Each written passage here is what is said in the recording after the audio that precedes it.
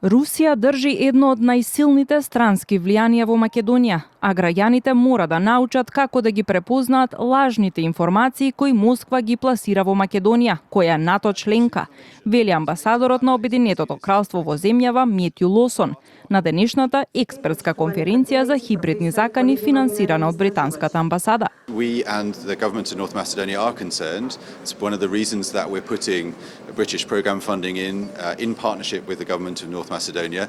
I think we can be honest and open that we see Russia and Russia's illegal war against Ukraine as one of the key factors influencing. Russia wants to tell a story that is simply not true about the reasons for its invasion of Ukraine. Дел од македонските воени експерти со критика за разузнавачката заедница во земјава.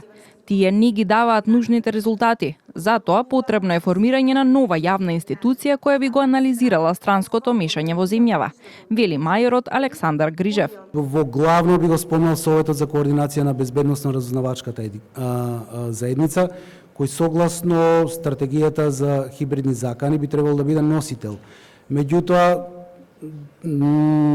не дека не е функционален, меѓутоа не е на ниво на задачата. Првата опција која што би сакале да ја предложиме е самостоен национален центар за отпорност на странско мешање и манипулирање со информации. Изискува формирање на независна јавна институција.